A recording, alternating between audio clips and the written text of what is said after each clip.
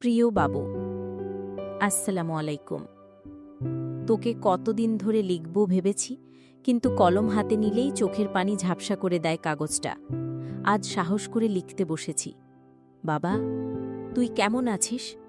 দূর দেশে পরের মাটিতে তুই কত কষ্ট করছিস আমি জানি। প্রতিদিন আল্লাহর কাছে দোয়া করি আমার বাবুর যেন কোনো কষ্ট না হয়। কিন্তু রে বাবা, মায়ের শরীরটা আর আগের মতো শক্ত নেই। এই কয়েকদিন ধরে জ্বর কাশিতে ভুগছি। বুকের ভেতরে চাপ ধরে, হাঁটলেই শ্বাস হাঁপিয়ে যায়। একা ঘরে শুয়ে থাকি, চারপাশে শুধু নিস্তব্ধতা। দূরে বাঁশঝাড়ের ফাঁক দিয়ে হাওয়ার শোঁ শোঁ শব্দ, আর মাঝে মাঝে গাছের ডালে পাখির ডাক সবকিছুই মনে করিয়ে দেয় আমি একা। যে উঠোনে তুই ছোটবেলায় খেলতিস, এখন সেখানে শুকনো পাতা উড়ে বেড়ায়।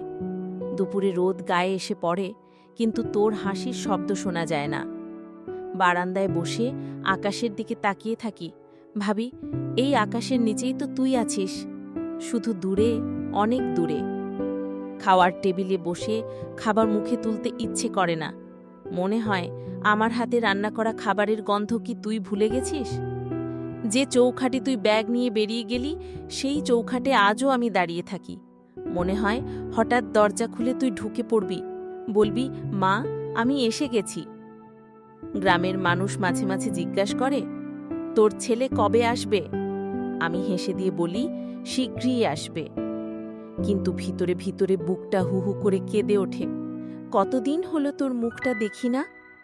বাবা, যদি তোর পক্ষে হয়, একবার এসে মায়ের কপালে হাত রেখে বলবি, মা, আমি আছি, তুমি ভয় পেও না।